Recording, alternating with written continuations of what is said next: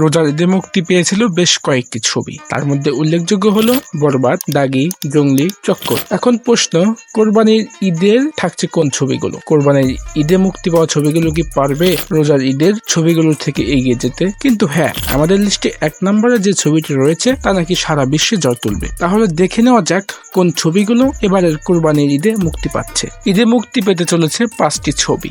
5 নম্বরে রয়েছে টগর। আমার বাসায় 13 বছর যাবত কাজ করতেছে, বিশ্বাস করে কখনো কাজে মেয়ের মতো দেখি না। এটা লাভ কেস না। ট্রেজার দেখে বোঝা যাচ্ছে এই ছবিটা কতটা ভয়ঙ্কর হতে পারে। 4 নম্বরে রয়েছে থ্রিলার মুভি এশা মার্ডার। খুন সহ ধর্ষণ, জেসমিন টিউলিপ, খুন সহ ধর্ষণ, এশা জান্নাত, খুন সহ ধর্ষণ। এই নাম্বার 3, দীর্ঘদিন পর আরিফিন শুভর নতুন ছবি মুক্তি পেতে চলেছে নীলচক্র।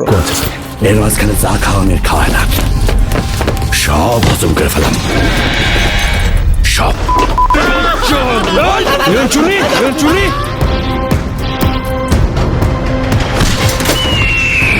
তিন টাইপের লোকের সাথে কোনো কিছু লুকাইতে নাই। 1 হলো ডাক্তার, 2 হলো উকিল। এরপর 2 নম্বরে রয়েছে অ্যাকশন মুভি ইনসাফ। খুন করার পরে সে নাকি দুধ দিয়ে গোসল করে। ইউসুফ কিন্তু কোনো সাধারণ মাস্তান না।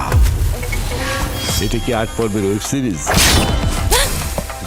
যার ট্রেজার দেখে সবাই বলছে ইনসাফ ছবিটি অনেক হিট হবে।